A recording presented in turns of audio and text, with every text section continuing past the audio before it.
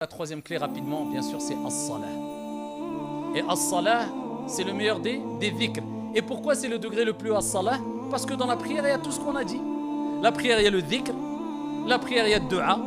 La prière, il y a le Coran. Et c'est pour ça que le prophète alayhi salatu wassalam a rappelé que la première des choses sur laquelle on rendra des comptes au jour de la résurrection, c'est As-Salah. Pourquoi? Parce que c'est l'acte pratique le plus aimé auprès d'Allah et le plus important auprès d'Allah, ba'da at-tawhid, après l'unicité d'Allah, c'est As-Salah. Donc si tu te concentres plus sur autre chose que sur la prière, tu n'as rien compris. As-Salah, c'est quoi? Inna as-salata kanat 'ala al-mu'minina kitaban mawquta, c'est de la faire à son heure. La prière, c'est une source de bonheur. Et pourquoi pas? Aïcha radiyallahu anha wa ardaha a dit, lorsque le prophète alayhi salatu wassalam était préoccupé par quelque chose ou vivait une épreuve, il accourait vers quoi? Vers la prière.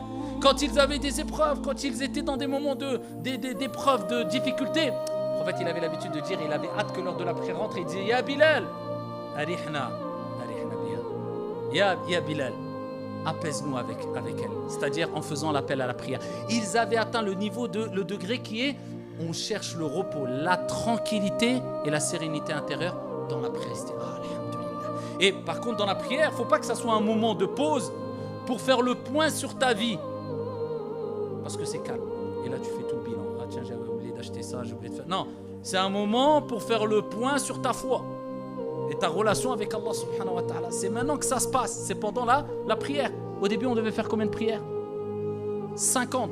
Si on fait le calcul, ça veut dire qu'Allah subhanahu wa ta'ala voulait qu'on passe quasiment toute notre journée en prière.